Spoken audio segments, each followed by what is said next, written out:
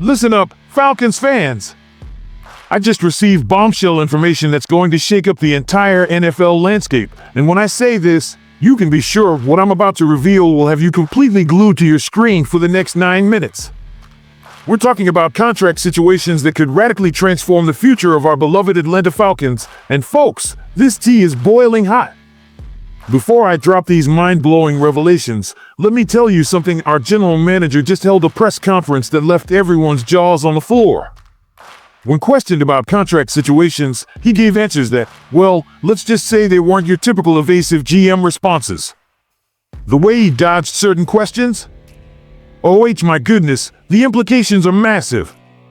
We're talking about 3 cornerstone players here, each with their own unique situation that could take completely unexpected turns. One is a former top 10 draft pick who's literally fighting for his NFL career. Another is a rising star who just watched his draft classmate get paid a fortune. And the third? Well, that's the elephant in the room that nobody wants to mention, but everyone is thinking about. Fire, but wait! If you're a true Falcons fan and want to find out exactly who these players are and what could happen with each of them, you need to watch until the end. I promise the revelations will leave you speechless, including exclusive information I received from a source inside the organization that could change everything. All right, let's dive into our first situation. And wow, this one's got layers like an onion. Kyle Pitts, yes, that Kyle Pitts is entering the most crucial year of his entire career. He's on his 5th-year option, which means he's literally playing for his next contract. And Terry Fontenot? He had some very interesting things to say about our athletic freak of a tight end. Kyle showed up in great shape, Fontenot said, and you know what? That's code for something bigger. When a GM specifically mentions a player's conditioning and mentality, they're sending a message. The Falcons are watching every single snap, every route, every block. This isn't just about 2025, this is about whether Pitts becomes a $15 million per year player or finds himself testing free agency. Here's where it gets juicy. Fontenot mentioned managing Pitts the right way in the offseason. Translation? They're protecting their investment while seeing if Michael Penix Jr. and Pitts can develop that magical QB-TE connection that makes defenses cry. Remember, folks, we've got a new quarterback under center, and if Pitts becomes Penix's security blanket, we're talking about a potential Travis Kelce situation here. But here's the $1 million question, or should I say, the $100 million question: what happens if Pitts doesn't explode this year? What if the chemistry with Penix doesn't click immediately? The Falcons have all the leverage right now, and Pitts knows it. Every catch, every touchdown, every spectacular one-handed grab is literally money in his pocket. Now, let me tell you about Drake London, and boy, this situation is fascinating. When Garrett Wilson signed his 4-year, $130 million extension with the Jets, every Falcons fan collectively held their breath. Where's Drake's deal? Why hasn't Terry Fontenot backed up the Brinks truck yet? But here's what Fontenot said that made my jaw drop. He compared London to Chris Lindstrom. Yes, you heard that right. He brought up our all-pro guard completely unprompted when talking about London. And you know what happened with Lindstrom? The Falcons waited until the very last second of his 5th year to extend him. They played the long game and won. We love Drake so much, Fontenot gushed, talking about his mentality, his work ethic, his leadership. But notice what he didn't say? He didn't say we're close to a deal or negotiations are progressing. Instead, he talked about studying the market and waiting for the appropriate time. Here's my hot take: the Falcons are playing 4D chess here. They could follow the Lindstrom blueprint and wait until March, or they could pull an A.J. Terrell and shock us with a late August bombshell. The suspense is killing me, and I bet it's killing Drake too. Every touchdown he scores this season is another $1 million on that future contract. But what if, and hear me out here, what if the Falcons are waiting to see how the Penix-London connection develops? What if they want to make sure London can be the guy in this new offensive system? The stakes couldn't be higher. Okay, now we get to the spiciest meatball of them all, Kirk Cousins. And let me tell you something, the way Fontenot answered this question had me rewinding the tape 3 times. The reporter asked if the organization's stance on Cousins as the backup had evolved now that training camp is here. Simple yes or no question, right? Wrong!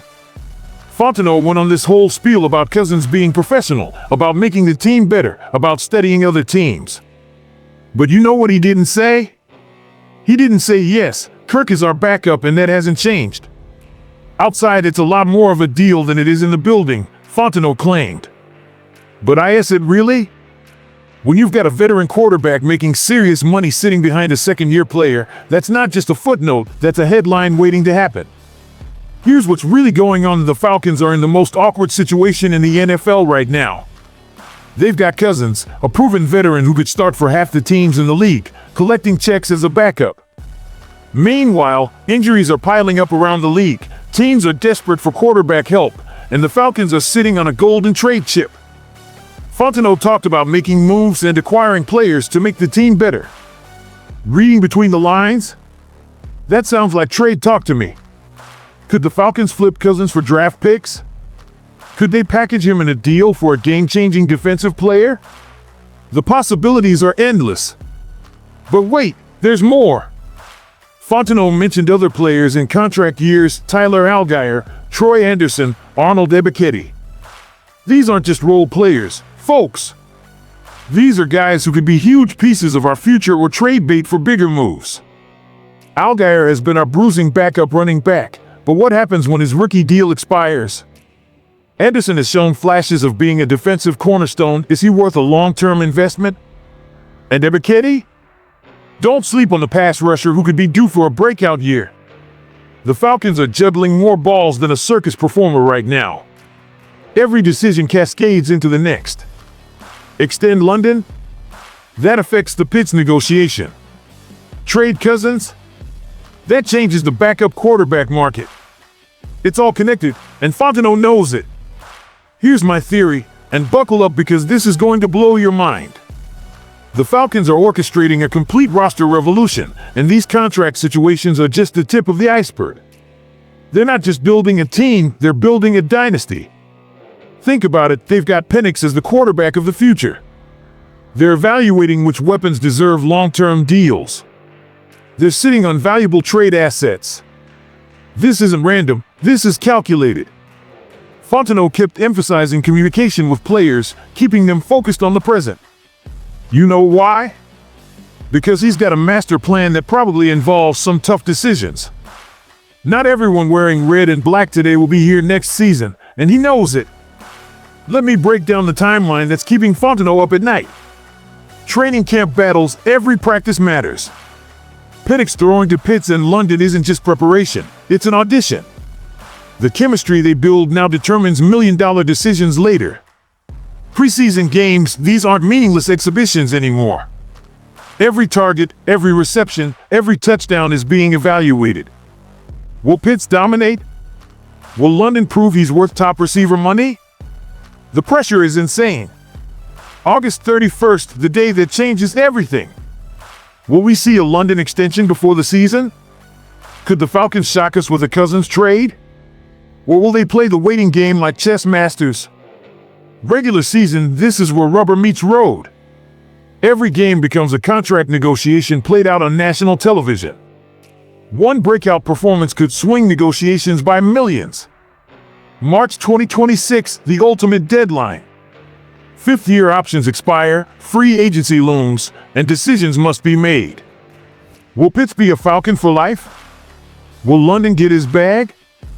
The countdown is on. Listen, Falcons Nation, what happens with these contracts will determine whether we're competing for Super Bowls or stuck in mediocrity. This isn't just about money, it's about identity. Do the Falcons believe Pitts can be an elite weapon? Pay him. Is London the true WR1 of the future? Lock him up. Can they get value for Cousins while his stock is high?